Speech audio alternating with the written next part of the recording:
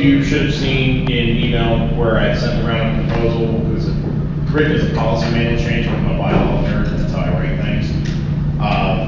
But the core of what I'm suggesting, a number of states have adopted what's known at the state level as the director model, where instead of having everything done by committees, there's a division, and committees are reserved more for deliberation and strategy and making decisions about direction, whereas the director actually executes tasks.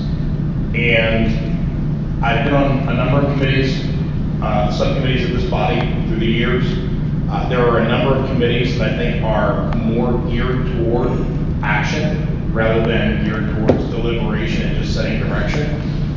There are a couple of committees that are probably hybrid of that. COC and ballot access are probably really good examples of committees that both try to make decisions and direction, and then also are tasked with doing. The upside of the director model, as we have seen it implemented in various states, and Kentucky just recently adopted this about 3 years ago, actually, slowed the game. The upside is that there's actually more freedom to execute the task, but also more accountability with leadership. So it's still balanced, which is really nice, but it gives the people the ability to do the things they've been tasked to do, and then also have direct accountability, whether that's, and I've seen it several different ways, either directly to the chair, directly to the body, sometimes there's some other manager. It's not necessarily indifferent from what we do for our staff, right? We have an executive director, and then there are people that report up to the executive director. And in fact, that same model works for the director model. So say someone becomes director of something, they're able to appoint and add more people underneath of them and have them assist in the task. The difference between what we do as staff and what I put out is that this would be volunteers. Unfortunately, we do not have 8-figure bank accounts or 9-figure bank accounts for this party, and as such, a lot relies on volunteers. And so the goal of this, excuse me, the goal is to set up a quasi-structure in lieu of having employees, in lieu of having staff, because it would make no sense for there to be 2 people trying to execute the same task. So ideally, you would start with volunteers until such time as there was funding available to make it an actual staff position. And that's kind of the balance of how that would actually functionally work. Again, I do think that there are 3 committees in particular. What is now the IS committee, COC, and ballot access are things that I have been on, and would say that there is that hybrid type role, and I think that splitting those apart would actually make us better, because you would have the person in charge of executing with the more power to actually execute with this body, ideally having stronger control. So instead of having a motion to rescind something previously done and remove someone from a committee, it would just be a motion to fire someone, which you can't fire volunteers. So that is the basis of the proposal. I don't know that there's necessarily a need for a motion today. I really just want to get the conversation started.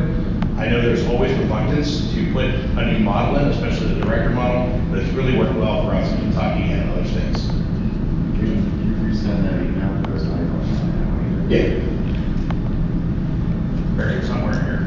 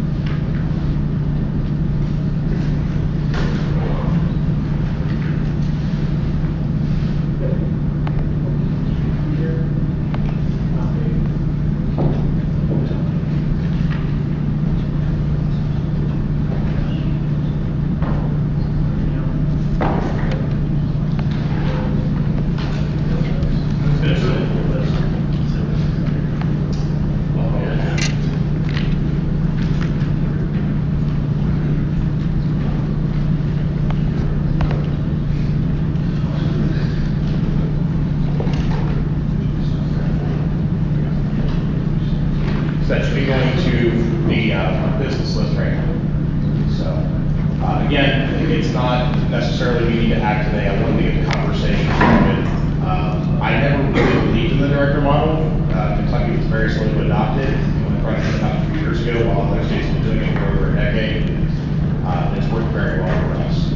Specifically in IT, which I guess I have a conflict of interest. I am the IT director for Kentucky, but it is nice to be able to just do the things and then report back to the XCOM, here's all the things I'm doing, and then have them ask me to do things, and I just do the things. And not having to go, resetting someone's email password doesn't require a committee, right? It's just do the thing. So, I'm open to other questions if anybody has any. Otherwise, like I said, I just really wanted to get a conversation started more than anything. Mr. Nana, were you raising your hand? Well, thinking about making a motion, but I don't know how that will be received by the body at this point. It's very fresh. I would say, well, I'll leave it to you. I think language is being perfected. I don't think it'll happen today. But that's just my I guess. think you're right, so I will hold that. Ms. Harlan. I had a question for Mr. Mullman.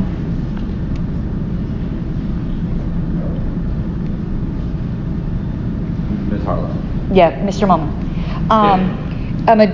I'm a bit confused only in that I love the director model when we use it in Colorado, but it almost seems we do it exactly opposite than you said. That's where I got confused. On ours, the committees do the work, and the director supervises and reports back to the board. And that, because the idea was that that one person can't do everything. Right. They're there to make sure they get volunteers and make sure it gets done. And then if the volunteers don't do it, then they do it. And so it seemed like completely opposite from what you said, and that just really confused me. I'd have to, and I'm not familiar with how Colorado is specifically structured, but based on, so this is not a new proposal, by the way. This was proposed to the LNC back in 12 or 14, somewhere back now, maybe 10, I don't remember. And this body did not take it in at that time, but other states adopted the model in the meantime. Certainly every state ends up adopting their own flavor of things based on the conditions on the ground and what works best for their membership. But the goal of this anyway is specifically to make sure that there's one person in charge of making sure, as you said, that things get done, directly accountable to the main parent body, but without having to go through Robert's Rules of Order. And that's really what that is, right? Committees are built around Robert's Rules of Order. We've got this 921-page book on, how committees operate that we don't need for someone to go when they're changing someone's email password or something like that. May I ask a follow-up, Mr. Chair? Let me do Ms. Adams and then come back to you. Ms. Adams? Mr. Mullin, I'm just now reading that. I think many of us, maybe the first time we're seeing it. I know that you indicated this is a new proposal, but this new proposal is LNC. Yes. Many freshman members. I think trying to take a further discussion or take action without giving everyone an appropriate amount of time to digest it is probably appropriate as I'm reading it as well. Well, I get where you're going, and I get where you're going. I get where you're going. But I think the ECC is very working on this. I think trying to move on this, I think you can really dig into the conversation. It was good for us to cross purposes with work that's already being done by other people, and I would ask that we do this something we revisit at a later time. Absolutely, and that, as I noted, I'm not looking for a motion today. If the committee wanted to, it's obviously the committee's prerogative, but my main thing is to get the conversation started, making sure we're thinking about, and this falls into the broader picture of, can we do things more efficiently? Can we do things better? Rather than saying, well, this is the way we've always done it, is there a better way? And in the end, maybe the director model isn't the right way, which, if it isn't, cool, but at least I hope I inspired some thought behind, should we do it better this way? I'm on the side of it's expired. Okay, I'll talk to him outside. All right, Yeah, is that all right? More than happy to talk to anybody about anything like that, so, All right, thank you. thank you. And then Dan, are we moving the microphone on, please? I can. item is CRM that we did yesterday. So the next item is social media and parameters for messaging Ms. Carlos. 20 minutes. So am I supposed to go there? You can do whatever you want. All right. Oh my God, my back is killing me from that campus. I don't have a motion, though I wouldn't be sad if someone else did. But I do think we need to, like we did last term or the term before, talk about what our strategy is with social media. It seems very, very scattergun, and every 6 months we have some kind of meltdown that goes on. So I can tell you my particular thoughts are that I actually think LNC members or staff or a combination of both should be the ones. I've become convinced, and that wasn't my position a couple of years ago, handling social media. We had something happen in Colorado which was similar, where a volunteer had said something to the equivalent of kill all cops. It was a little bit more subtle. And we had a big PR thing where we had to go on the news and talk about it. The social media is the party's voice. That is pretty serious, unless we're going to come up with a policy where volunteers sign their posts and it distances, and it assigns it to a specific person. But I think we decided in the past that bring too much abuse on volunteers. But I don't think what we're doing is working, and I don't think it's been working since we got rid of that really tight volunteer team after the Satan post or whatever it was, which was actually a more understandable mistake because, I didn't explain how that happened, but it's a long time ago. But I don't think we have a good strategy on that. And I just wanted to get the conversation going, so I'll leave this area and be a participant again. Thank you, Ms. Carlos. Ms. Allen. So I agree with you that our social media is problematic. I think it's wonderful that our chair has created these advisory committees and that he's targeted one for marketing and media. Maybe this is something that advisory committee can take up, discuss, and come back to us with a report out. Maybe help steer us as an LNC in a direction that we can get that. Mr. Robinson is the chair of that. I have full faith. Thank you, Ms. Allen. Mr. Lucci. Yeah, we've had similar issues with our Facebook page for Twitter. One of the things that we had put into place, and I wish it was a technological way to support this, is no one person ever makes a post. There's always two people involved, because somebody's impulse at one point tends to be moderated by another voice. I don't know if this is a policy thing, a technology thing, but I do believe that any communication with social media should be done in-house, probably LNC and staff. But if there was a way to facilitate auto moderation of these things, right? If people on the LNC that agree, we should send this out. I think it solves almost all the problems. Thank you, Mr. Lucci. Mr. Now.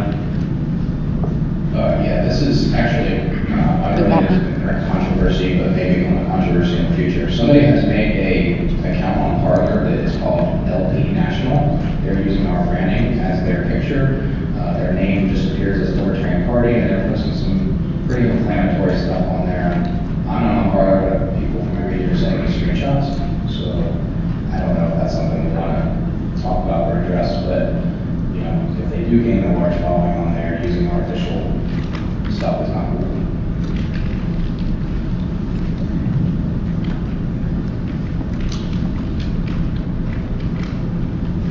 I'm sorry, Mr. Hannah, could you repeat what social media platform that was on?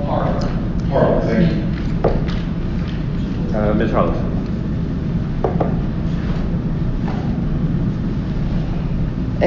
Just one thing to add, that I should have said when I was up there. What I think keeps happening with our social media is there's a lot of politics played with it. I know we're a political party, so obviously we're going to do politics, but I mean internal politics. Who's on the page depends upon who's in favor at the time, and it seems very factional. And I think it's whoever is most qualified needs to be on there, even if most people don't like that person, if they're doing a good job. And I think we have a lot of people who really know what they're doing for social media. I'm just gonna give myself as an example. I was running the national page when a bunch of people disappeared for almost like a year and a half and doing all of the posts.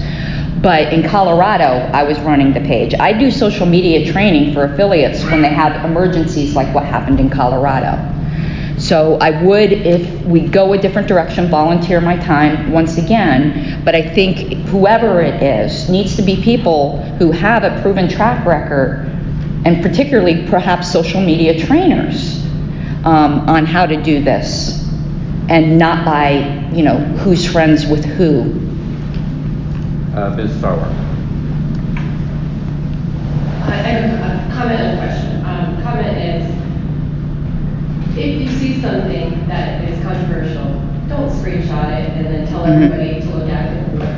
It made a huge outrage because it was deleted and we're still getting complaints. So my question is to the chair. We got probably 6 complaints. Did you happen to look and see if any of them or all of them were dues paying members for this application? Sorry, what was the question? The people who were sending comments in with their outrage, were all of them or any of them dues paying members? A couple, most not.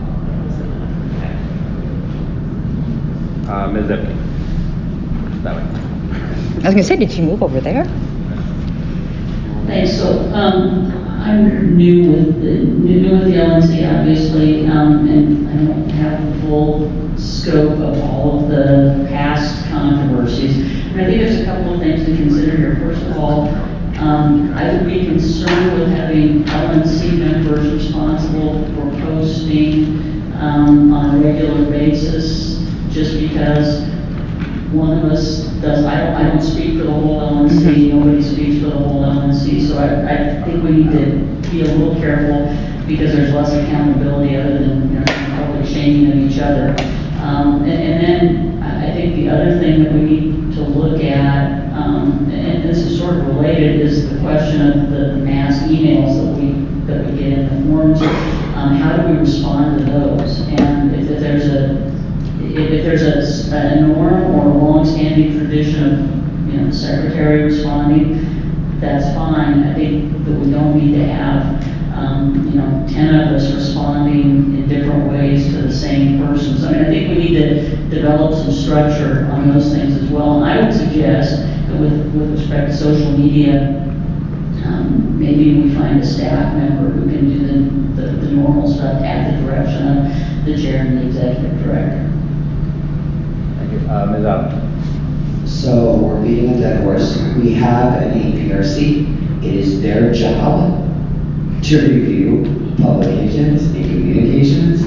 They're a natural fit for this. We're trying to reinvent a wheel and build a system where one already exists. For a while, the APRC was involved in our social media, and then we brought on somebody else to handle social media. We completely cut them out. Putting them back into the process is going to eliminate a lot of this. The chair has created an advisory committee to also deal with this. I don't know why we want to continue to belabor something that we already have a solution for it. We just failed to use. Let's just use the solution that we already have and move on to the next order of business. We have a lot of work to do this cycle. Mr. Mullen. I just want to note that when it came to complaints, there were a lot, and they were definitely members. I actually got from a lot of the state parties in Region 3, because I know those guys in the past, obviously. But most of the complaints were coming from people that were actually holding titles in county or state leadership. And so, while certainly I agree with the Senator Sarwar said, please don't screenshot stuff and send it around and post it all over. That's like the opposite of the right thing to do. That is literally like, hey, look how bad we were. Let's tell the whole world that somebody did something bad and do something horrible for the party in the meantime. It was a mistake. It got corrected.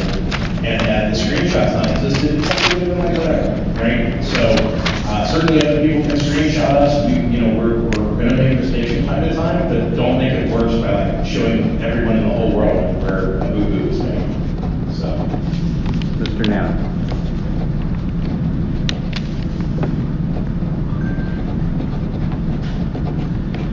I think, I don't know that we're going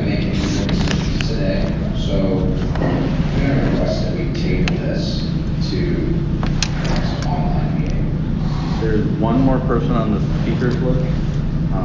If you wouldn't mind just letting that person go. Ms. Billion. Oh, Oh. two more, sorry. No, I do. Okay. Mr. Linden. So one of the things I would like for us to look at is actually getting a professional that is a marketing professional with social media experience, because the problem is Yes. we're all kind of knee deep in this. Somebody who can take a step back, because I think that's where That's the person how we got out there. That was a professional. That was a professional. But I'm sorry, there are some people that are Libertarian affiliated that I think would be very good at this, that we should be looking into, so. Mr. Chair. All right. Ms. Billion. Yes, thank you. That actually was what created the most recent set of problems we had with social media. We had a really good system when one of our staff members was responsible for it. A really good system, I thought, after we had to make some corrections. And then someone was hired specifically to do social media, and that person refused to allow APRC to have any oversight at all or even access. And they were not directed to do so. So there would have to be some serious changes in that aspect, because just because somebody gets paid to do that thing only doesn't mean they get to cut out the actual body responsible for it. So we'd have to be very careful with that. But we had a system in place before. I don't know, Karen and we might disagree, but I thought it worked well when we had scheduled times that we would review things. We were allowed in there to design, phase of things, and we're hands off, just kind of looking, and if anything was red flag, we would go in there and do whatever needed to be done. But I think it worked really, really well then. Why that changed, I don't know, but I just wanted to respond to Mr. Fuente's suggestion that we try that. The queue is clear, and so. There's something, okay. Mr. Taylor. And I think a large part of our social media strategy is a lack of strategy. I think that a lot of our social media, You just gotta give it a second. There you go. I think a large part of our social media mishaps is a lack of strategy. And I think that a lot of times we post things or have certain campaigns with a lack of an overall goal. How's it going to affect the party? What are we trying to accomplish? I remember a couple of years ago during Easter Week when we were speaking out for religious freedom, which doesn't seem to be a big hot button issue right now in the United States, that we didn't have to make that content because it's not a part of an overarching goal. So I think a large part of our social media restructuring or reforming is to actually have a plan and a strategy and find out what are we trying to do. Are we trying to convert new members? Are we trying to fundraise? Are we trying to just generate original content? Are we trying to stir our base? And decide what we want to do, prioritize that, grow our social media presence, grow our reach, organic, and all that kind of stuff, but have that LP content out there. I think if we start to do that, we're going to really go down the right path with social media, and then we can try to figure out what we want to do. Right now, it's just ways of doing it. Mr. Levine. I think Ms. Adams has this right. I think this really is, even though it's electronic communication, it falls under their purview. What the exact structure of that review should be, it falls in line with my previous suggestion. I don't know if this is appropriate, ready to make a motion, but I think we should just do this. It's just put the control or the oversight back in the hands of that committee and be done with this whole thing. I just like the sense of body, I think that's crazy.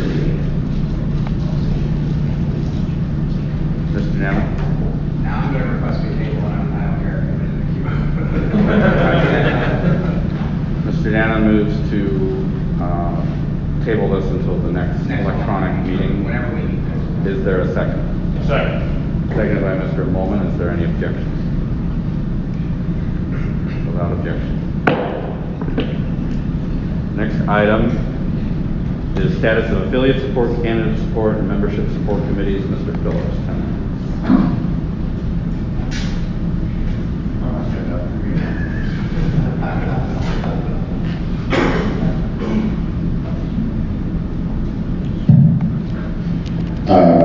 It's simple. We've got these committees that we haven't filled yet. I know we purposely put off ballot access until we achieve ballot access because there wasn't much change. But I think that we need to start the process and direct the large applications to fill these committees. I know that we're looking at maybe restructuring some of them, but we haven't done that yet. And some of these committees, particularly right now, candidate support, are particularly important walking into election season. It's going gangbusters right now, and a lot of states have municipal elections coming up in the spring. So I think that those could be, I just think that we need to move to fill these committees.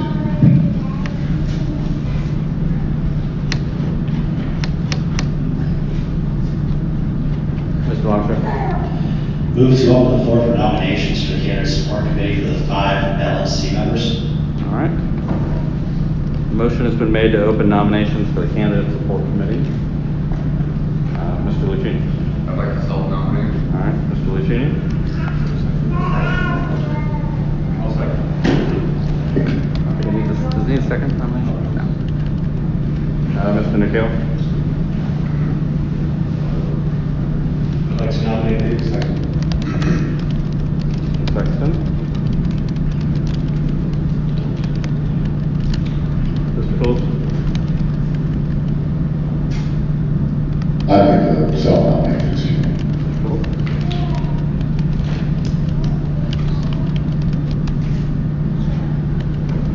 Mr. Reza.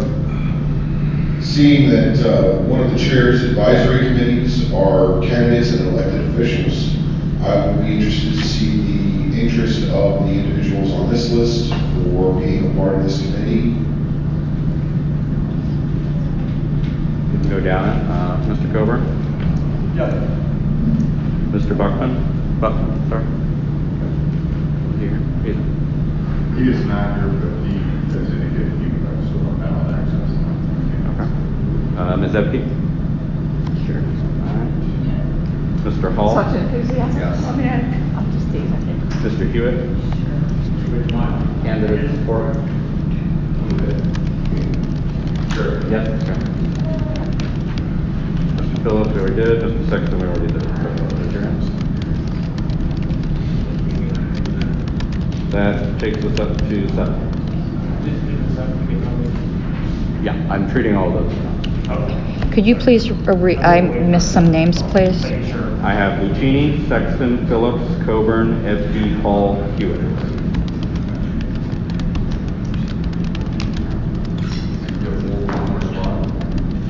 I think we're over slots, actually.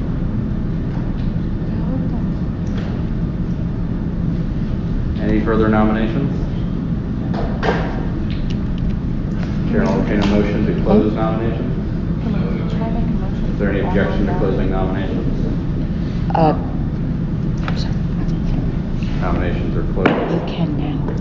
Mr. Chair, can I move that we have an online ballot to decide among these candidates? You can. Ms. Hogarth moves to conduct an online ballot to select the members. It's been seconded by Mr. Phillips. Is there objection?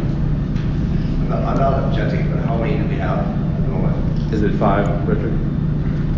According to the policy manual, it's 5 LNC members, 2 non-LNC members that are then, that the chair appoints based on recommendations from the 5 LNC members that are chosen. Okay. We choose So 5 there'll be a vote for the 5 from the list. We have 7 nominees. Mr. All Chair? right, hang on, we're in the middle of, any objection? Without objection. Yes. Are you instructing me to start a ballot when we're all back in town to? Yeah, I think Okay. is that fine with everybody? All right. Mr. Phillips, still your time.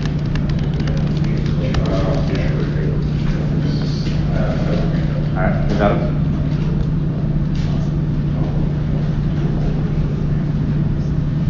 Mr. Chair, the LSLA is ready to make our 3 members of the affiliate support committee.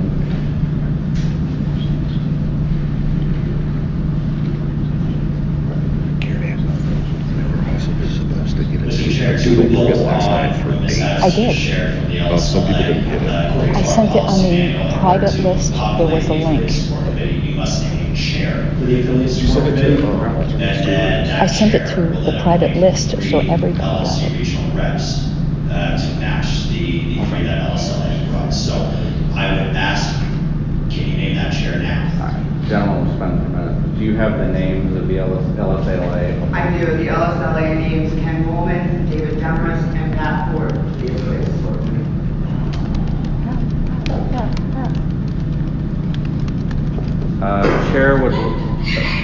The chair would appreciate a 5-minute recess to fulfill the request of Mr. Long.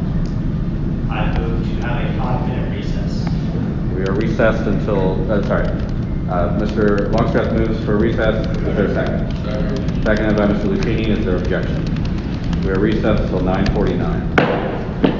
Would you like me to stop and restart the live stream? That's right. What were the 3 names Ms. Adams gave? Molman, Demarest. Molman is right. Okay, behave with decorum.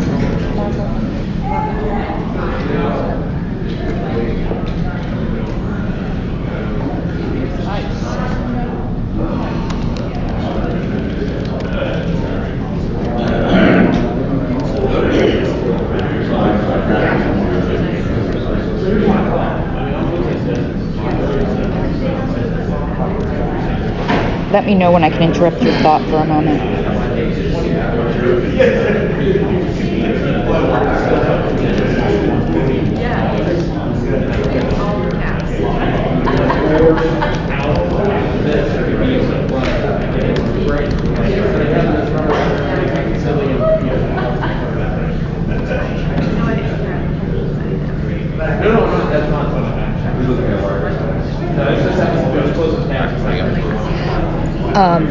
Oh crap.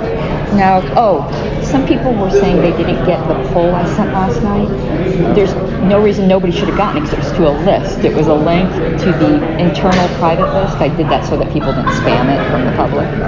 So everyone's on that internal list, so they should have all gotten the poll link. All right, I'll just check. I mean, why don't you raise it and then find out who thinks they didn't get it? Okay. So you want to recognize me to raise that? Okay.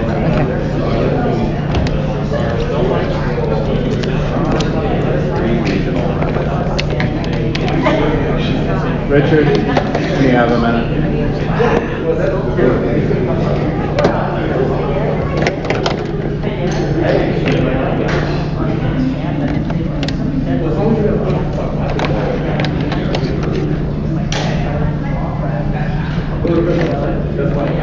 Region reps include alternates.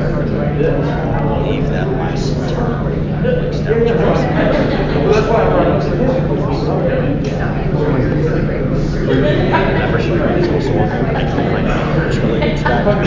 There isn't. It was created for one term by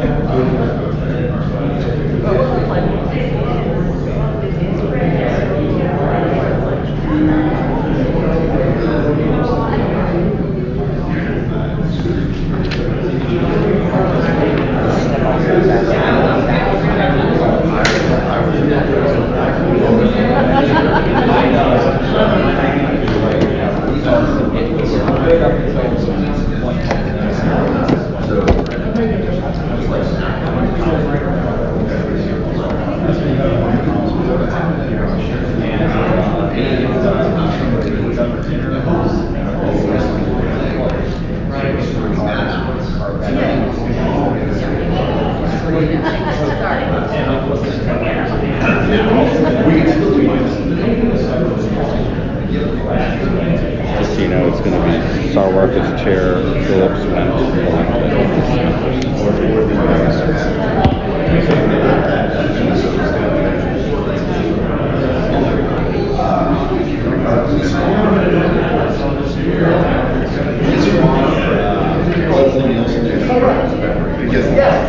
And then he managed to do that. Yeah. If it wasn't COVID, it would have been fine. So, and said, hey, well, like a commercial campaign matter for a car, and all the people put it in. And then they said,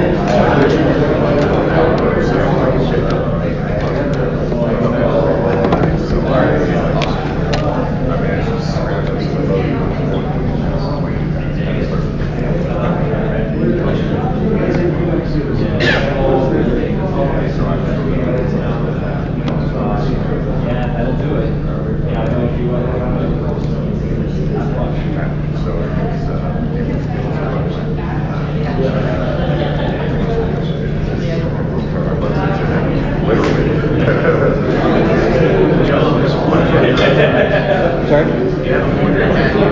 I haven't. That's intentional.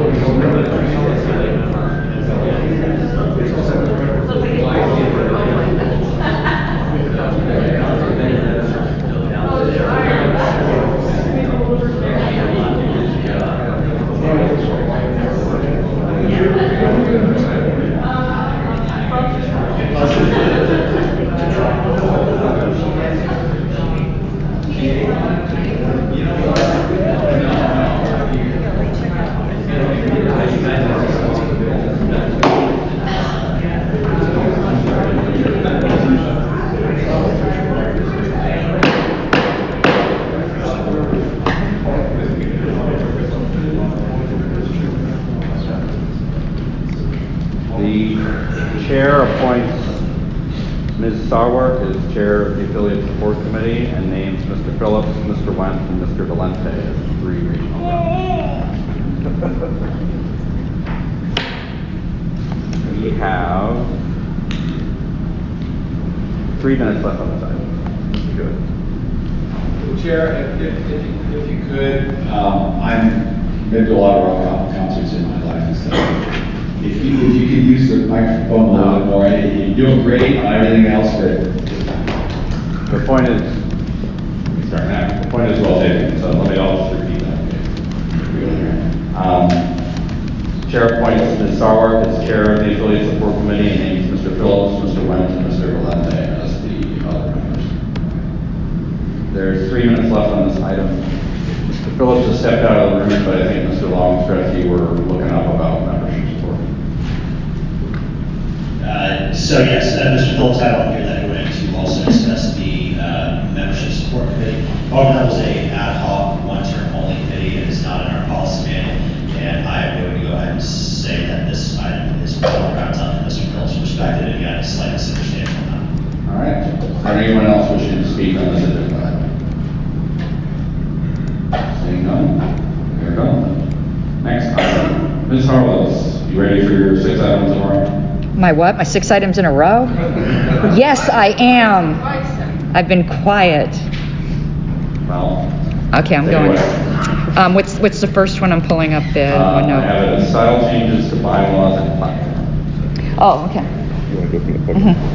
Oh, yeah, I'll go with this.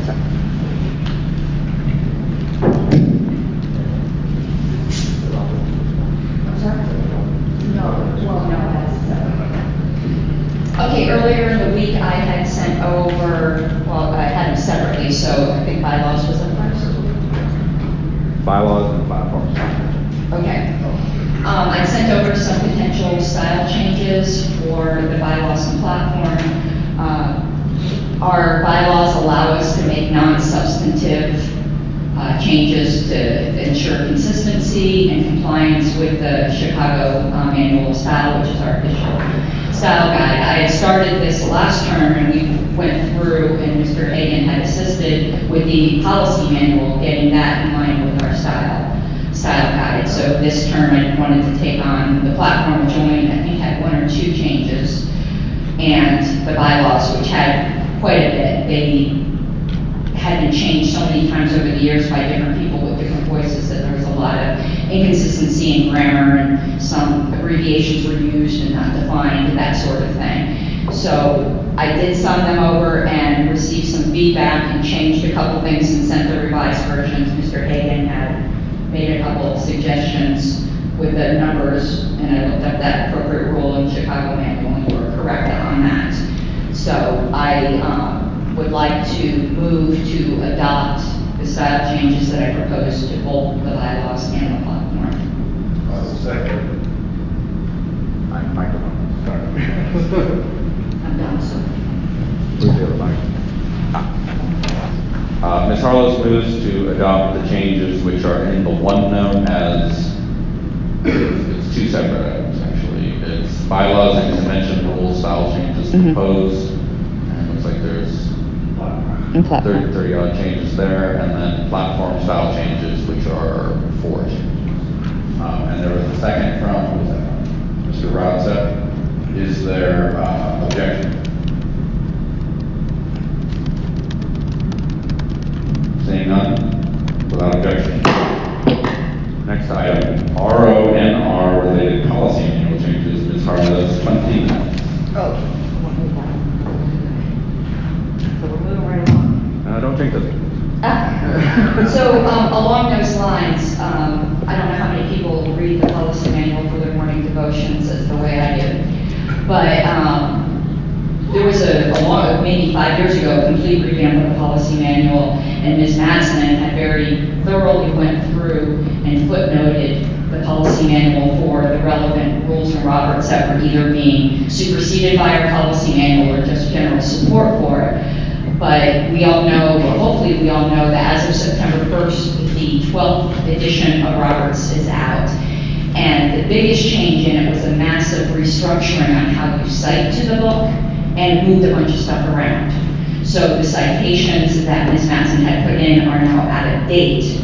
So that's the only changes, was me pecking through the book to find where it was at now and to cite to the most current edition, which is now what we're using. So there's no substantive changes, it's just updating the references.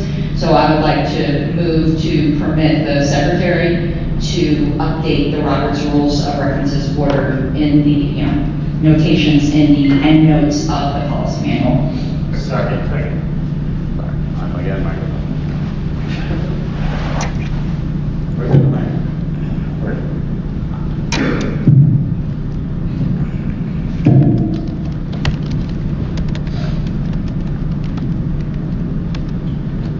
Ms. Harlow moves to adopt the changes that are listed as policy manual changes due to R1R change. And I think these are exclusively updating references from the 11th edition to the 12th edition. Is that correct? Yes. Okay. And it was seconded by Mr. Longstreth. Is there objection? Without objection. Next item, Policies and Procedures Committee proposal. Ms. Harlow's 15 minutes. Do you consider that kind of mooted, or do you want? Yeah, because I told you what I had thought, and with your form here, I think it's moot. Yeah, all right. Is there any objection to dispensing with this item? Without objection. Next item, place Assistant Treasurer on website question. Ms. Harlow's 5 minutes. I'm not going to get it. I just hold it there. Yeah, I had asked a question to Mr. Fishman, and he had said it's probably better referred to the LNC. There is an official role of Assistant Treasurer, but they've never been listed on the website, and it is an FEC requirement, and it is a bylaws position, so I do think that they need to be listed on the website and actually have an lp.org email address. The question was where on the website, and I had some discussions outside this meeting, so here's the motion I would like to make, is that the assistant treasurer be listed on the subcommittee page as assistant treasurer and be assigned a lp.org email address. Subcommittee, what is the subcommittee? It has like the APRC, I got the... it, okay. All right. Second. Ms. Harless has made a motion. She's just... Thank you. Thank you for running. Ms. Ross made a motion, Mr. Longstreth has seconded it. Is there objection?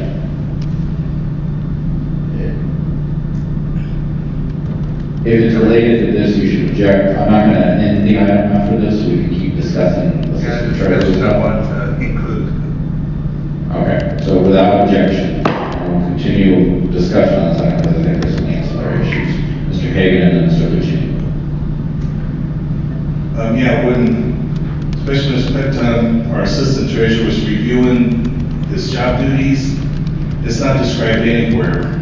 The bylaws mentions assistant treasurer twice, basically saying we need to have assistant treasurer. And the other point is they cannot be on the audit committee, it's not mentioned anywhere in the policy manual. So I'd like a little discussion to get some feedback on what we see the duties of the assistant treasurer is, other than being available to sign the FEC reports if the treasurer is not available. So I can write up something to add to the policy manual. I think we need to add a paragraph in the future meeting of what the duties of the assistant treasurer are. So just want some feedback from the rest of the LNC on that. Mr. Lucchini and then Mr. Longstreth. Mr. Lucchini. You more or less stole my thunder, because that's pretty much the same observation I had, which is our duties assigned. So I think this should certainly, since it's bylaws, it has to go on the agenda for the next convention. I think you can certainly operate under the assumption that the assistant treasurer does whatever you tell them to do. Because that's normally what the word assistant means. So I'm not sure that we have to get into a lot of discussion right now, but I do think this should be clarified next time that we convention. Mr. Longstreth. So my thoughts today would be that that the role of the assistant treasurer should essentially be a treasurer in training, just in case something actually happens to you.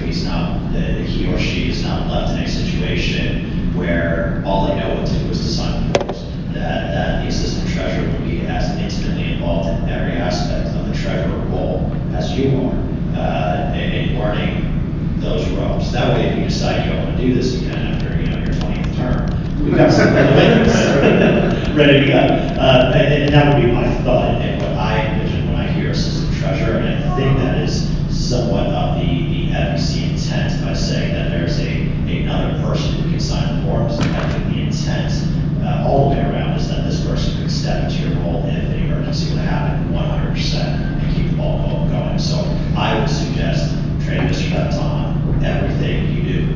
That'd be my submission. Mr. Mullen, you? Exactly what Mr. Longstreth said. That. Anyone else wishing to speak on this item? Mr. Hewitt?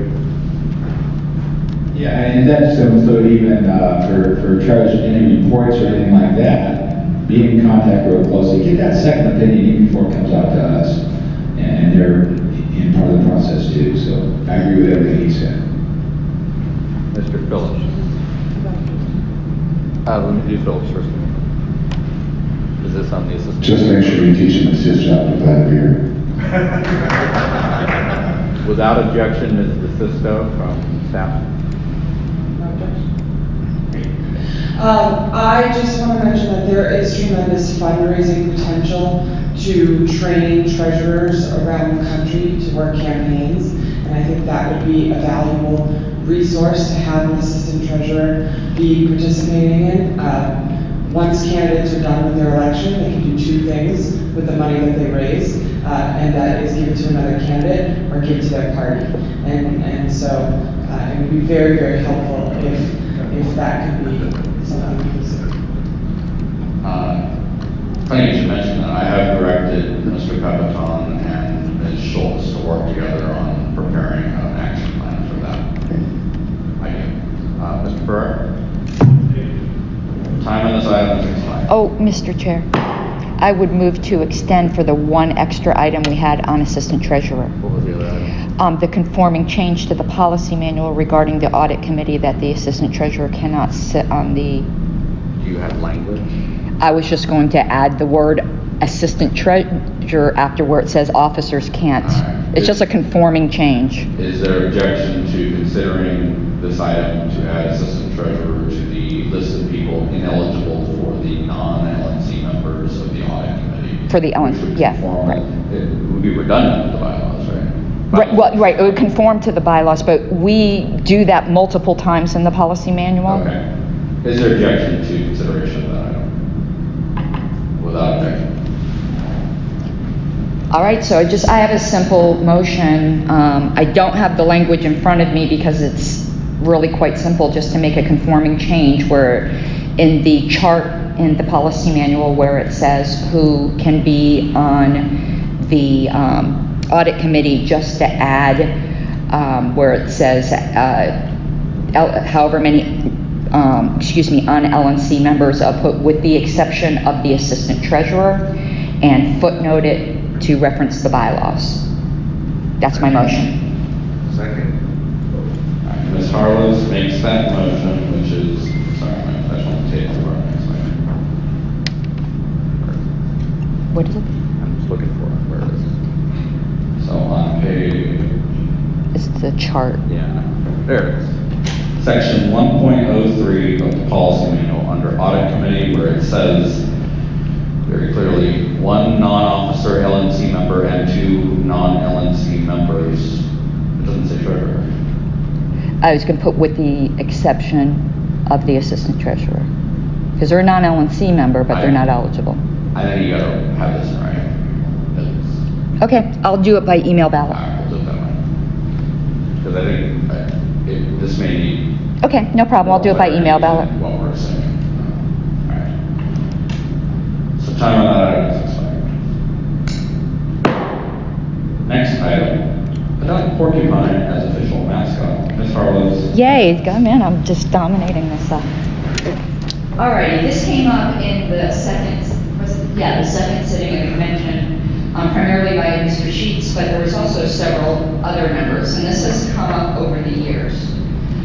And I did send over some language because I differ a little bit from what the members were proposing at convention, because we do have an official logo. It's the chicken, whether we like it or not.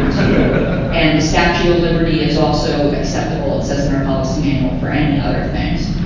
But my idea is, I'm envisioning us being on the news, and counties and states being turned yellow. And we do know that when the news and we have the yellow, right, like the red and the blue for the also brands. We need to position ourselves to fit right in for proper news coverage. And they always stick up that donkey and that elephant. And I think for that use case, the porcupine is perfect for us. Because we need to be ready to be shown on TV as winners. And that chicken is just so entirely different. I don't think it fits. But the porcupine, there's already plenty of designs with proper colors. And I want us to be ready to be winners with that and to have our animal as well. So I don't have the language right in front of me, but I put it in the policy manual, and that's the motion I'm making. I can go to my desk and read it, unless the chair would like to. May I ask a question? I'm looking for... Why don't you make the motion, I guess, first? Yeah. Does it include paying for trademarking? You have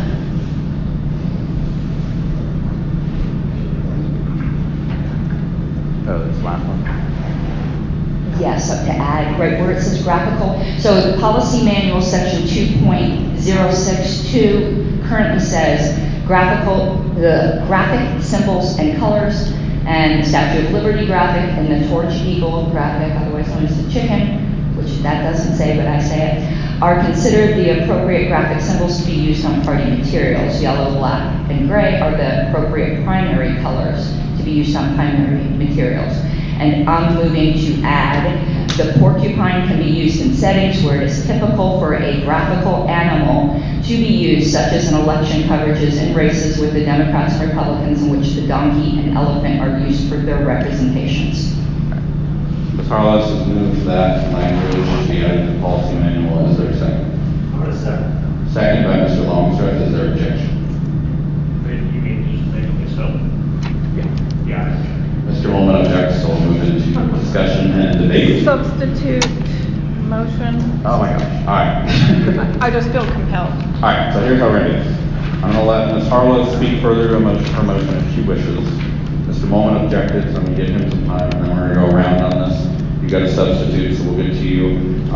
In order to alternate, if you could do thumbs up to speak in favor of the motion, thumbs down to speak against, thumbs sideways to do anything else, including substitute motions. So we will proceed. Ms. Harlow, did you want to speak any further to your motion? No, I did on email. I reserve the right to speak later. Right. But I want to be, I know what the substitute is, and I want to be on the list to speak in opposition. All right. Mr. Mullen. Okay. I guess my main thing with all this, the animals that the Democrats and Republicans have were assigned by the media. They just kind of occurred. They're generally accepted. As far as I'm aware, they have no copyright or patent on their particular animals.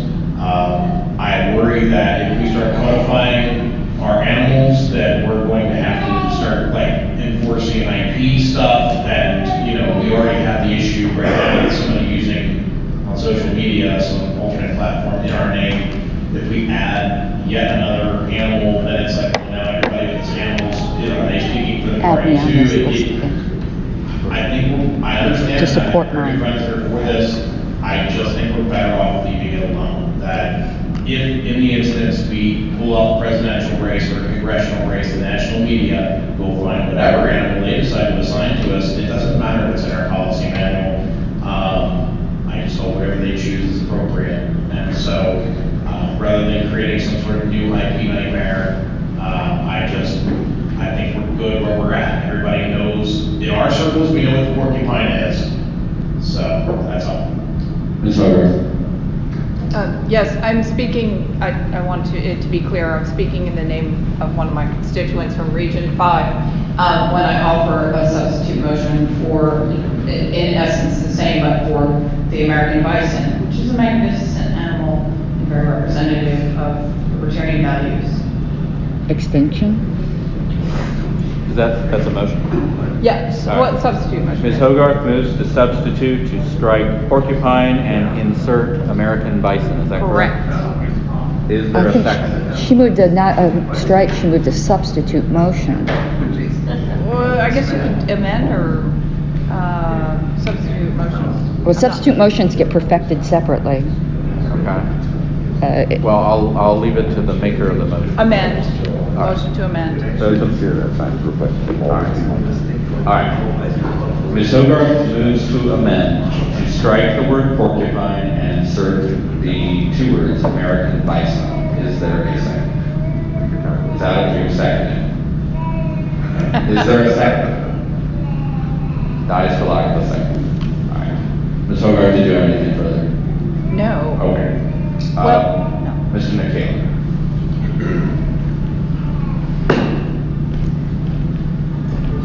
Around 2002, there was a group of executives that sat around a room much like this at the offices of Warner Brothers, trying to figure out how they would fight IP laws in Napster.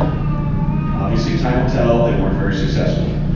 We had the same argument here years ago when discussing IP laws back in the day regarding the Libertarian Party, and the argument was, are we selective in our approach to IP laws, or are we going to take a shotgun approach and try to go against everything that might be infringing on our IP?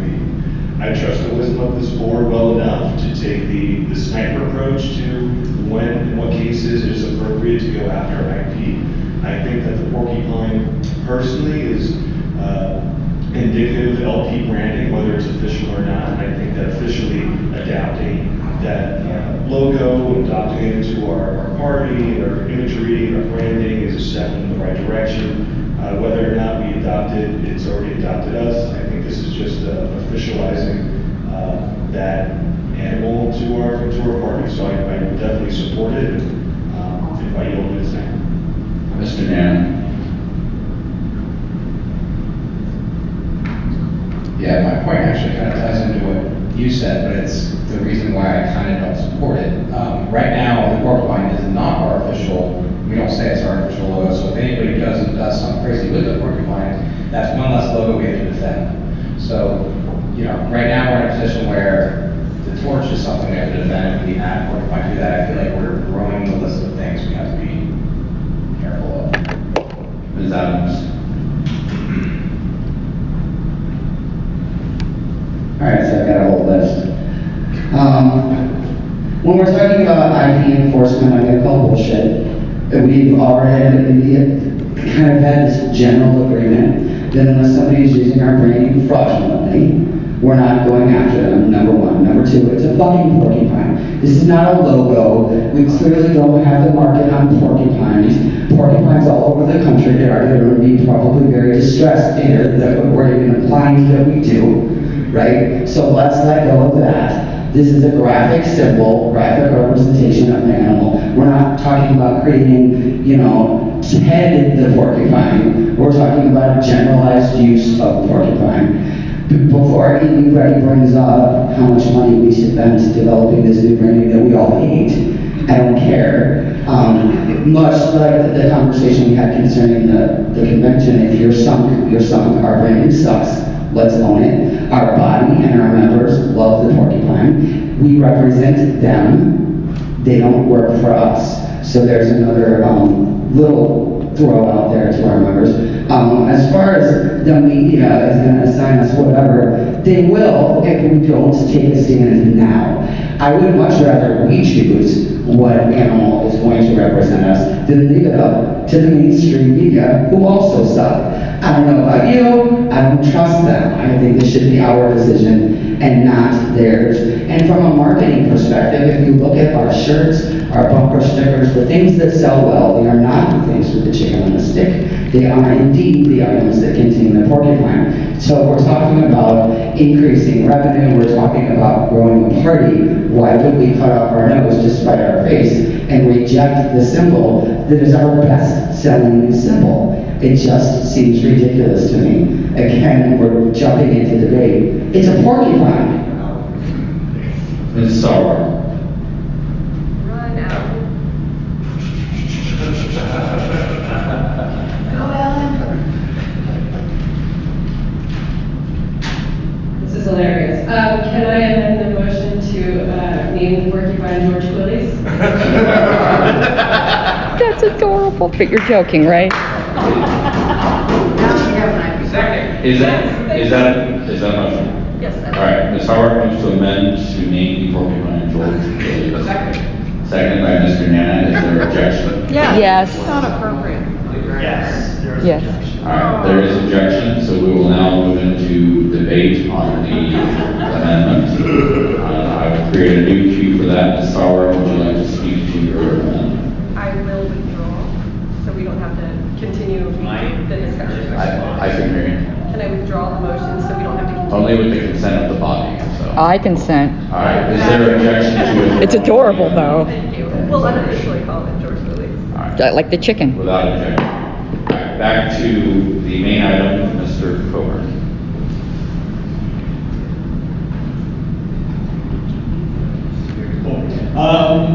Just very briefly, I agree with Ken.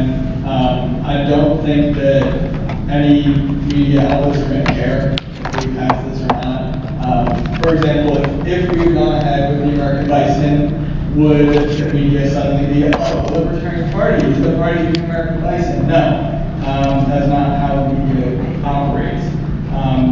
So I think that this is just, I think it's just being a little bit too controlling. And we can already run with that branding. We can already use the porcupine, but there are certain things where I just don't think that this body needs to decide. Time on this item is expired. There are 6 people in the queue. I would move to extend. Ms. Harless moves to extend. Bob? I haven't even said how much yet. Finish the motion and then you call it. I'd move to extend for 10 minutes. Ms. Harless moves to extend by 10 minutes. Is there a second? Seconded by Mr. Hewitt. Is there objection? Yes. There's objection, so we'll have a vote on whether to extend time by 10 minutes. All those in favor, please raise your hand.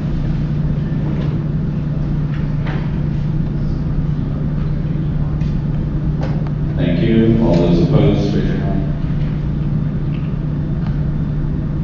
Thank you. Any abstentions? By a vote of 10 to 4, time is extended 10 minutes. Hey, All right, Mr. Chair, Ms. Harless, you're next. I have an inquiry. Richard, what are those hand symbols you're making? They said yes, no, something. To speak. So he just tell you goes where we're at. alternate. In pros, I've got Carlos, Rounds up Hewitt, and in other, I've got Eugene. Okay. That's what we're at. Ms. Harless.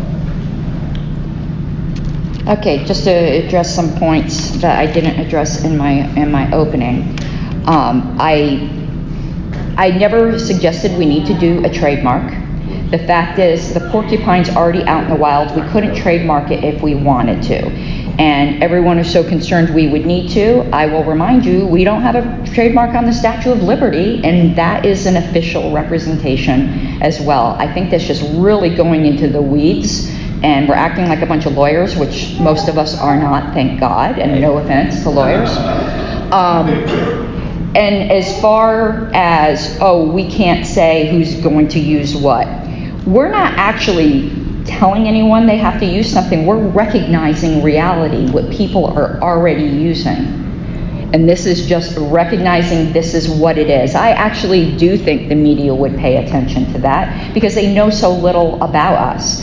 And as to the question, well, would they use the bison otherwise? No, because that already isn't reality. We're not making new reality here. We're just saying we know this is what's already being used for us.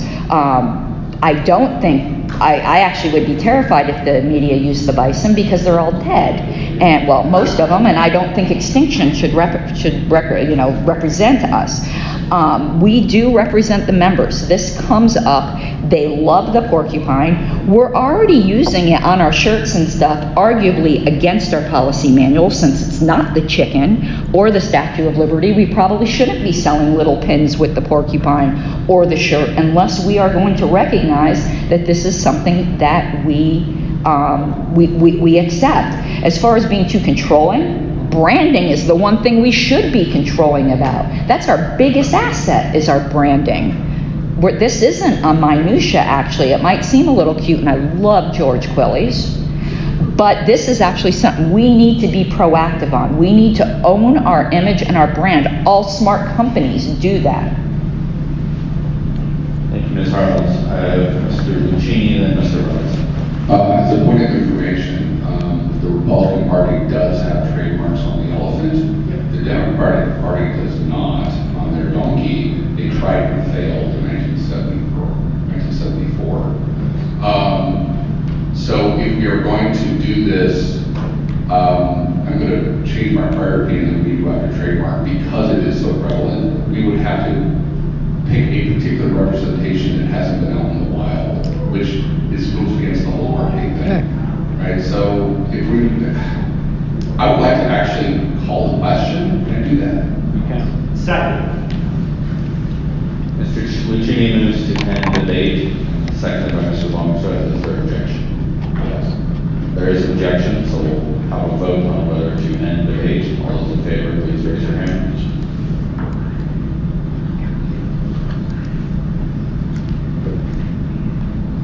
Thank you. All those opposed?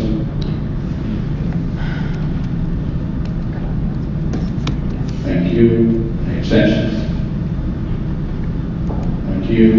By a vote of 10 to 3 to 3, debate is ended. So we'll proceed to a vote on the item.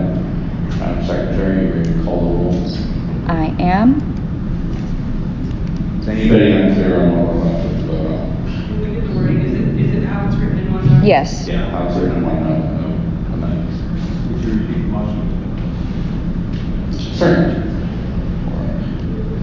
To amend policy manual 2.06, number 2, to add the following language: the porcupine can be used in settings where it is typical for a graphical animal image to be used, such as in election coverages in races in which the Democrats and Republicans, with the Democrats and Republicans, in which the donkey and elephant are used for their representation.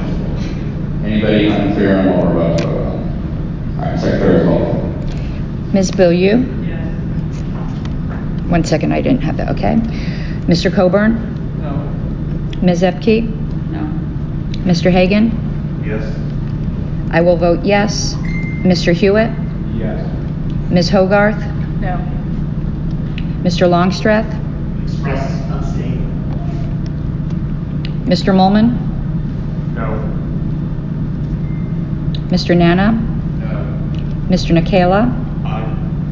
Mr. Phillips? Yes. Mr. Rodsep? Yes. Ms. Sarwark? Yes. Second, got behind me. Mr. Smith? Yes. Mr. Lucchini? Yes. And the total is 10 yes, 5 no, 1 abstention. Would the chair like to vote? Yes. You're voting yes? Yeah. Okay, so 11, 5, 1. By a vote of 11, 5 to 1, it's adopted. George Quillies, yay! Next on our business is status of 2020 platform committee report. Ms. Harlow's turn. Oh, God, man. I think I needed to put 10 more items on the agenda. I don't have a motion, but I'm going to maybe eventually. I'm not really sure what our authority is here, but I wanted the committee to think about this, and I would like to have some discussions. We didn't get to hear the platform committee report last convention.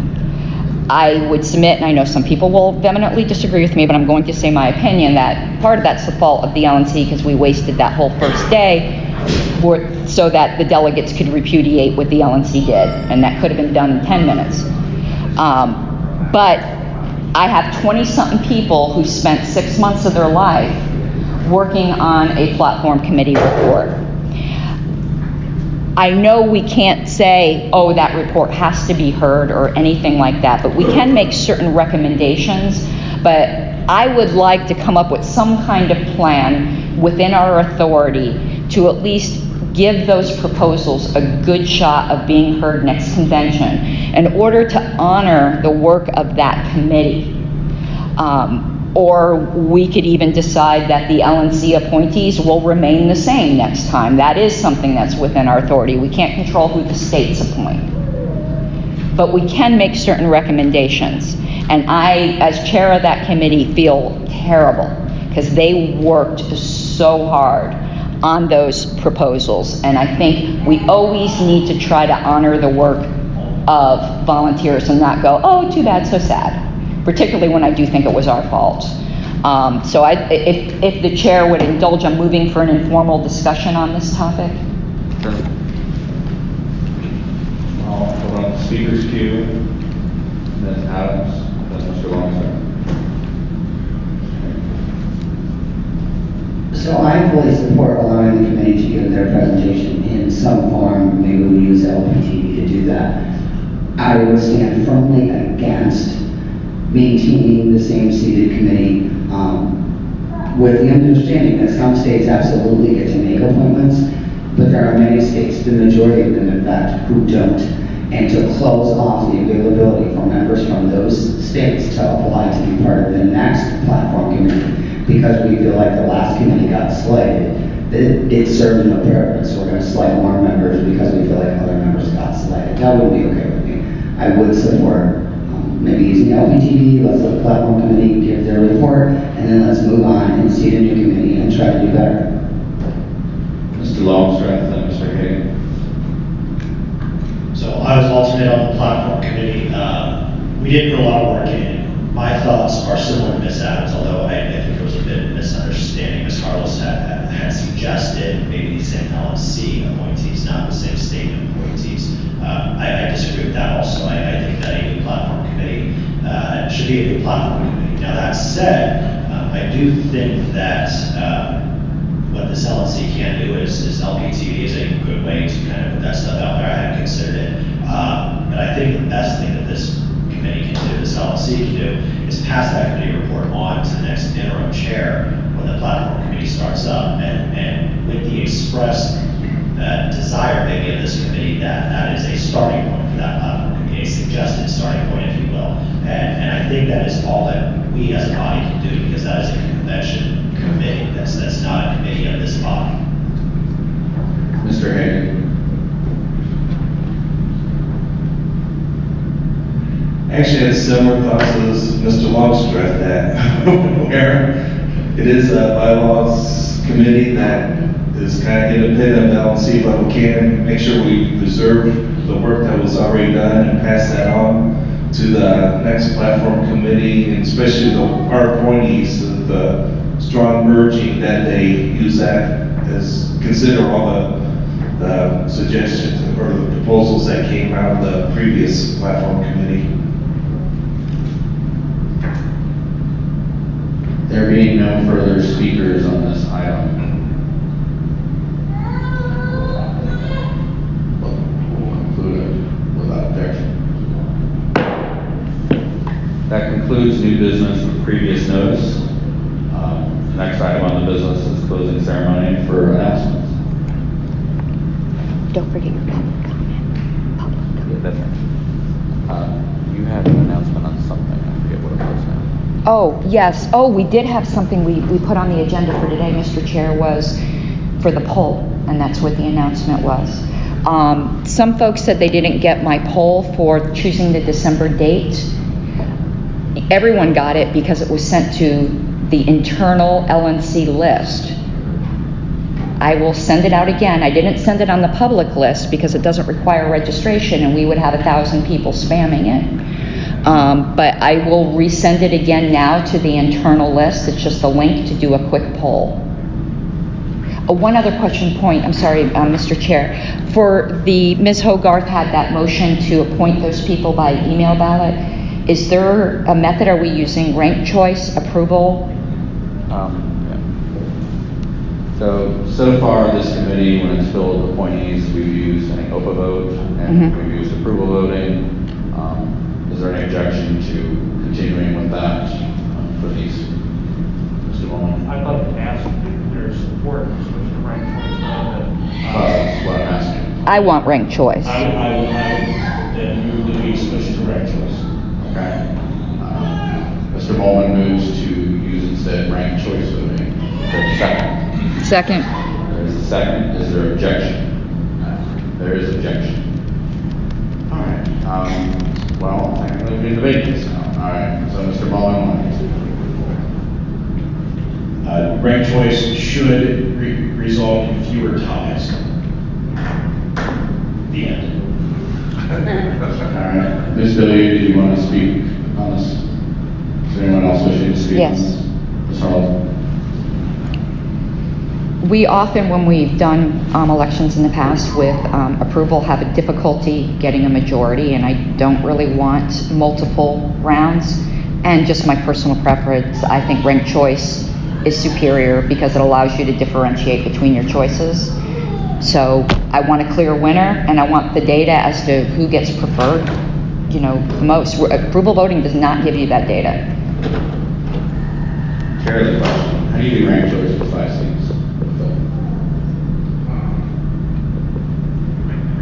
You would eliminate it until the top 5, right?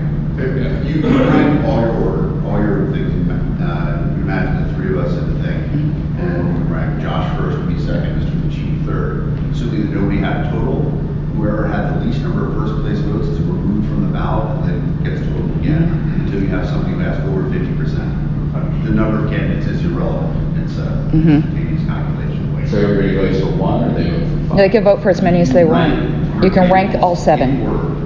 Okay, if you choose not to rank, let's say there's 5 candidates, you rank 1, 2, 3, you're actually the people you don't rank, you're ranking them 3, 3 as well. So if you don't rank people, they all have the lowest ranking that you gave them. However, you can rank 1 through 5. The only thing that is not permitted is to rank everybody first. All right. I'm not quite sure I follow, but that doesn't answer my question, I guess. Ms. Adams and Mr. Holman. So the conversation that we all just witnessed is exactly why I don't support ranked choice voting on this right now. 1 round is preferable to me than potentially 10 or 15 when clearly there is not a broad understanding of the process involved. Mr. Holman. So I want to apologize for making an unclear motion if I need to amend or whatever.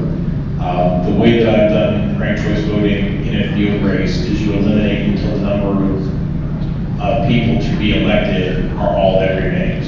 So you just keep eliminating. So if we're electing 5 to a committee, you eliminate until there are 5. With the understanding that I assume we're going to have NODA involved, anyone who is under NODA is defeated, and anything under NODA is a vacancy.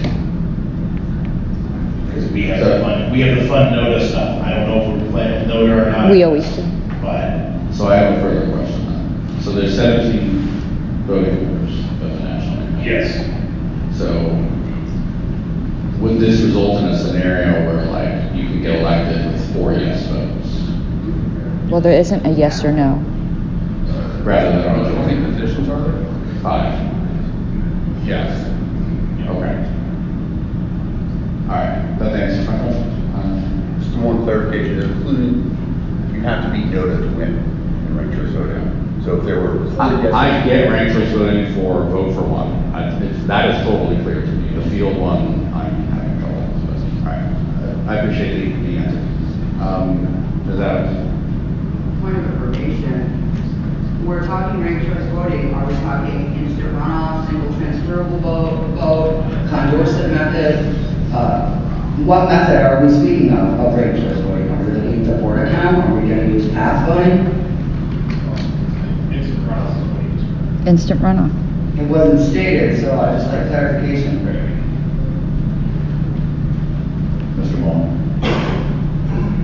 And that was what I was trying to clarify. The method that we would be using would be we eliminate until the number of people to be elected are all that remains, with none of the above being an option. So you have to be none of the above in order to be elected. So Yeah, open. elected 5. None of the above comes in third. Well, we've only elected 2. And then there's 3 vacancies. It's annoying, but it does happen. None of the above. But that is the way you use ranked choice in a field race, is to eliminate until the number to be elected are all that remain. I'm sorry, I use instant runoff and ranked choice interchangeably. Me because I don't too. get into the super weirdo nuanced stuff that doesn't matter 99% of the time. I mean, I've done hand tallies on ranked choice for over a decade. You literally just tally up all the number 1s and then eliminate the person with least. You just keep doing that over and over until there's the number to be elected or all that remain. So I don't know if that's any particular method. That's just the standard thing. With Chris, you seem to be knowing what I'm trying. Mr. Lucci. That's instant runoff. Right. Okay. There are labels for this, and I've taken it upon myself to send a primer to the entire LNC on all of these things, and you can go down that rabbit hole, but at least you'll have it in front of you. All right, anybody else wishing to speak on this? Mr. Porter.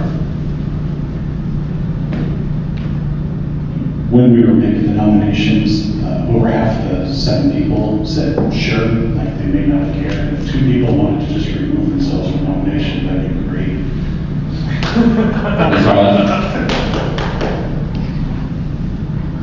Okay, something, a lesson I learned when we were using approval voting on this committee when I first started, and I learned this from Ms. Mattson. In a small body like this, approval voting is not good, because all someone has to do is figure out if they want to be on the committee, bullet vote themselves. And approval voting is not made for small committees like this. And I can tell you, every single time we use approval voting, and if it's a committee I want to be on, I only vote for myself, because I will be shooting myself in the foot if I don't. If we want actually a consensus candidate where people are not going to bullet vote, and you're dumb if you don't, as far as I'm concerned, if you want the position, ranked choice is much superior in a small body like this. Even the approval voting advocates will tell you that, and they're all in Colorado, so I know, believe me. I hear them for hours. I would say that's true if there's a majority requirement. For ranked choice. If there's to get a consensus candidate, if there's a majority requirement. But I asked, if we do this, would it be possible to get elected with 3 or 4 yes votes out of the 17? Well, there's no yes, that, see, 3 or 4 votes for the person. In some point of a rank. Yeah. Okay, so that's what you meant by yes. Yes. We could always require a majority if that's what the body desires. Mr. Moore. So where things break down in every voting method is when there are more voters than there are choices, right? Because, or excuse me, the other way around, there are more choices than voters. So say for instance, we had a choice of 20 things, there's only 18 of us voting. That messes everything up. Like everything goes weird when the math is flip-flopped. Obviously in normal elections, you have millions of voters, 3 or 4 candidates, it all works out. As you get closer to that, things being equal is where the weird scenarios come in. I would suggest that what you're asking about is the yes. So in a scenario where we keep eliminating and we end up with 14 ballots that are exhausted because there are no further ranks, is that okay. I would be in favor of. It's on the spot, people can game it. Whatever the election method, people can game it. Oh yeah, every election can be gamed in some way. Like I said, the real problem is it should be closer when the number of voters equals the number of votes. Things get weird, or the number of candidates. But I would be okay with requiring that on the final ballot that there be some sort of majority, I guess. But I don't want to keep doing this over and over again. Ms. Adams, what's your point of information? Policy manual simply says, in regards to this committee, elected by the LNC does not require a majority. My ruling would be that election, the word election implies majority. I would appeal that as an official. We'll wait until the results, I guess. Mr. Nana, Mr. Lachine. I would like to call the question. The question's been called. Is there any objection to ending debate? All right. Mr. Bowman has moved to use ranked choice voting as the election method for selecting the members of the candidate support committee. Is anybody unclear on what we're about to vote on? We're just it's not a main motion. All those in favor, raise your hand.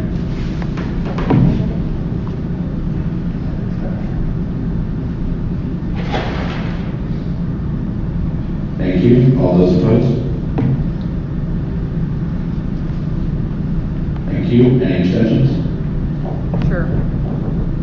By a vote of 13 to 1 to 2, it is not.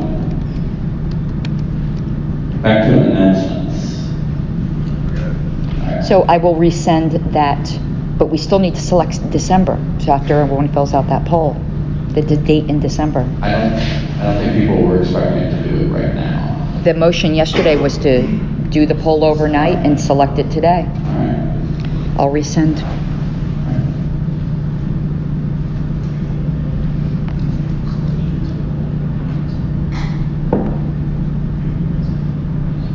Mr. Chair, can we do other announcements or anything while we wait for that?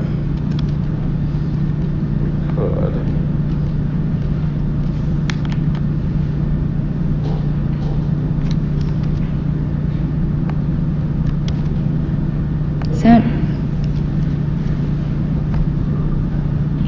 We're choosing between 3 days, right? Yep, 3 weekends. Okay. Raise your hand if you can't do December 6th. Can't.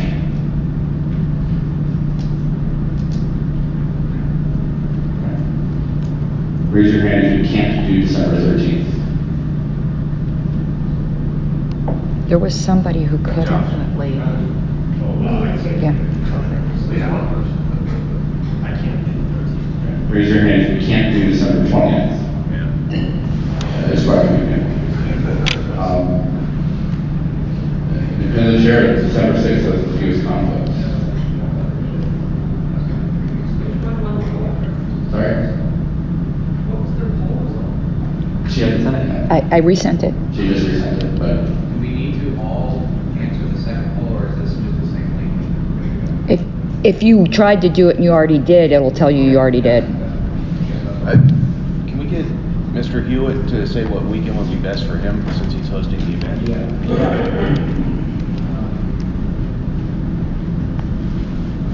The executive committee of California has already picked the 13th, their next executive committee, which is going to be in Long Beach. So trying to get them together is probably a difficult thing. It'd be kind of cool if we did that, but the 6th would work the best, I think, out there and it looks like by your very unofficial program that it probably has the fewest conflicts. So the 6 works real well.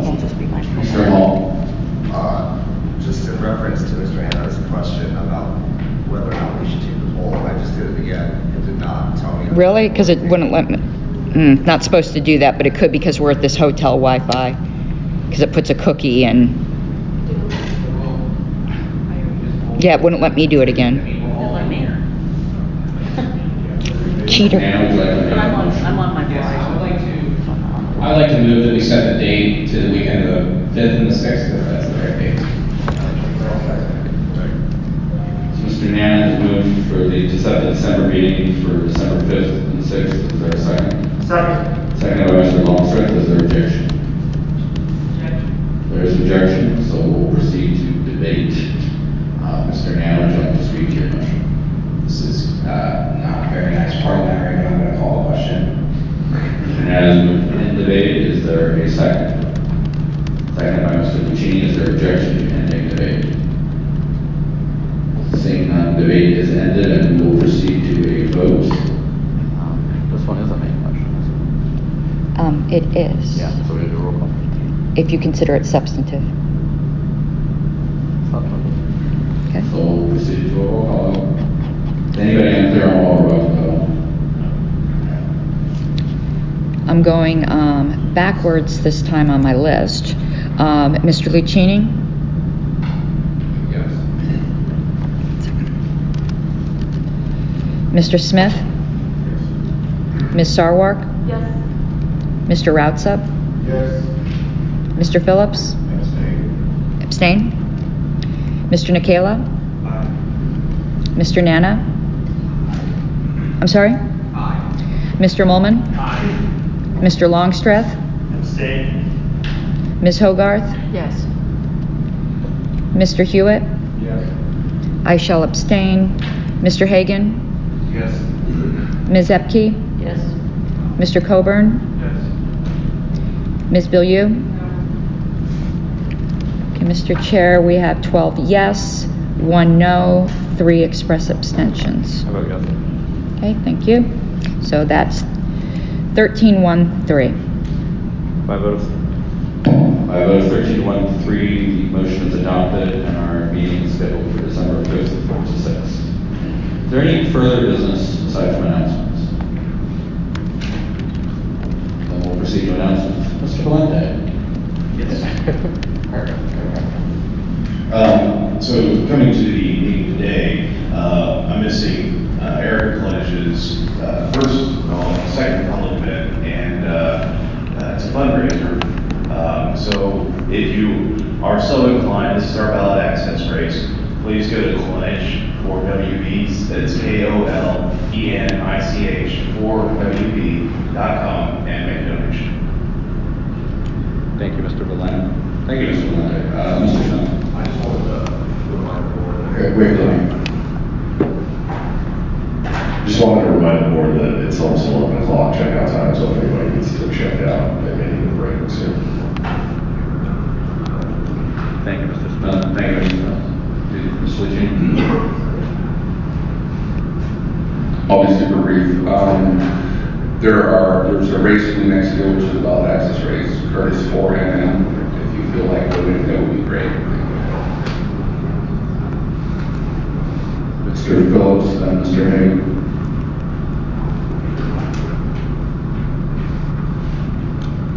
This afternoon, if anybody's going to be in town, I'm planning to go down to the site of the protests and this afternoon, so if anybody wants to tag along.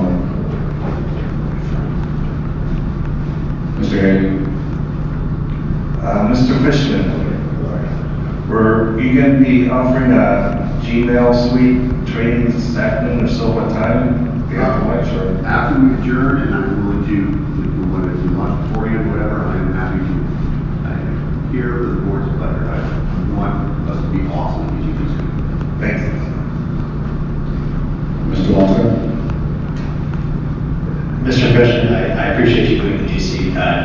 G-Suite training. Could you outline very briefly some of the topics that you will go over for those of us who feel that we're good at G-Suite, maybe we're missing something, and I would like to know if I need to attend that or not. Among other things that we did,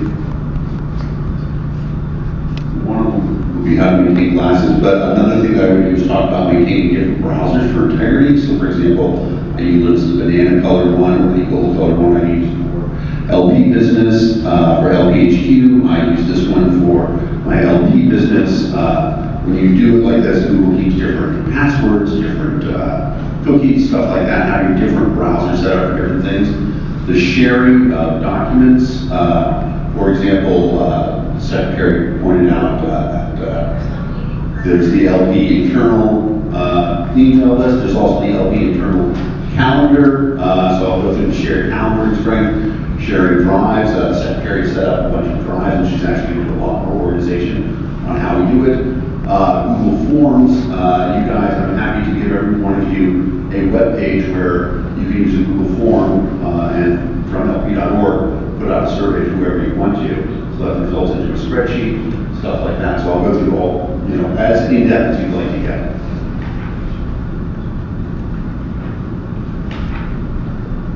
Other announcements? We still have next. We're doing public comments. What? We're public comments right next. Well, it actually is an announcement more than public comment. All right, Mr. Without objection, Mr. Lieberman. Yeah, okay. I was just gonna say, do you want me to talk about briefly Tara's gonna get the shuttles, and I can mention light bill in like 30 seconds? Sure. Yeah, okay. So Tara apparently is arranging shuttles to the airport, because as you know, the ice private cars or whatever it is, the shuttle from the hotel does not run from about noon to 3 p.m. The alternative is you can just walk down the hill on American Boulevard, walk over to 34th Avenue, so it's about a quarter-mile walk. There's a light rail station there. You look for the Target Field destination on the light rail, which that's the one to go to the right, the trains. And then the next stop is Terminal 2 at the airport, and the stop after that is Terminal 1 at the airport. It's $2. That's an alternative to Lyft or Uber. Thank you, Mr. Lucci. I have a car. I will haul up to 4 other people to the airport. Same.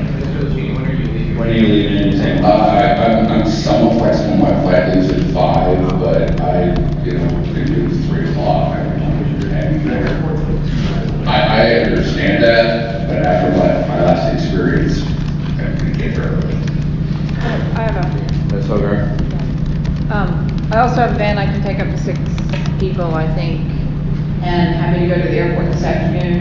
Also, sometime maybe around 2 or 3, I'm gonna take a trip up to overlook the river at Indian Mountains Park, and I'd love to have some of you guys come along. It's beautiful, do some views of both downtowns. But I'm happy to take people to the airport as well. Mr. Nana?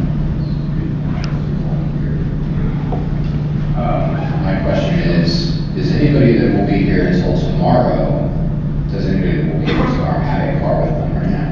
Yes. Okay. I leave at noon. I mean, my flight is noon, but I get there at 10. That's right. Other announcements?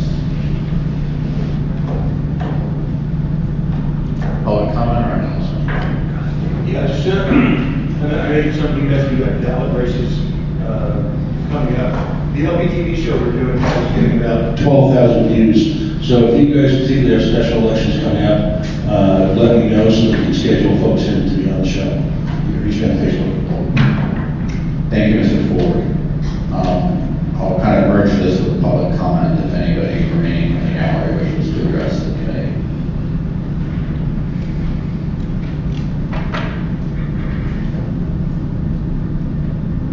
Seeing none, I'll do my announcement, which is first boring one. I've distributed this morning my selections for the chairs advisory committees, including the chairs of those. I'm grateful for everybody's willingness to participate in this experiment.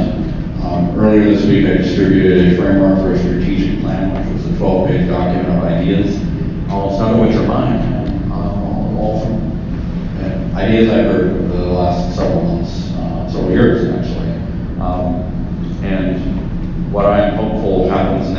is the advisory committees, in conjunction with our staff, work to develop clearer implementation steps and costs and timelines for some of the more interesting ideas from that list, and then that feed into our budget process in December. And honestly, what I would like to happen for our budget process is we have lots of great actionable ideas, and it's up to this body to decide how to prioritize our staff and fundraising, funding resources towards those. And so I want to get all of those as clear and finite as possible. So rather than doing that after we pass the budget, doing it before, which would be good. So we'll see how that goes. I'd also just like to say that it has been a blast since July. It's been exciting. My working day is I wake up, I work on LNC stuff from 7 a.m. to 9 a.m. I do, that little full-time job that I have, and then 5 p.m. to about 10 p.m. I work on LNC stuff. And it's been like that every single day, with 1 or 2 exceptions where I've been dragged to the beach or whatnot by loved ones. But it's been very exciting. I did submit a 8-page report going through a lot of the challenges that we faced in the last 2 months. I feel like we're meeting them and overcoming them, and I'm grateful to all of you for communicating everything. It's kind of brand new for me to wake up to 18 messages every morning and work through and all that. There is a backlog, and I do apologize, not just to people in the room, but anybody that might be listening who has emailed me with something not terribly urgent that I haven't gotten back to them on. But I will.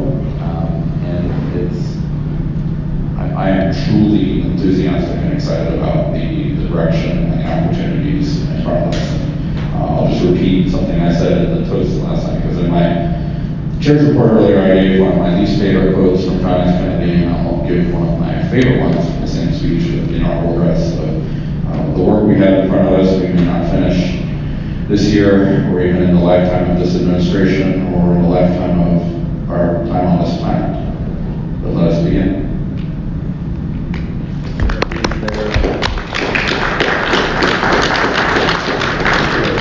Is there any other business? Mr. Hewitt. Just a real quick comment. I was shocked to see our chair's face on TV out in Los Angeles on a news show when he was commenting in his day job position on, I believe, the president's ability to get rid of or postpone payroll taxes. He looks good on TV. We need to get him on TV more as the chair of this body. I look forward to seeing that and everything we can. And one more thing, if you're interested in the porcupine and Thomas Mast and how we can bring our logo right up with the other two, we're going to be working with artists like Brian to come up with stuff. If we can send these out, we're going to reinvent history, and we're going to become one of the 3 major parties. Thank you, Mr. Harris. Any further business? We are getting no further business at 10:56 a.m. We stand adjourned. Adjourned at 10:56.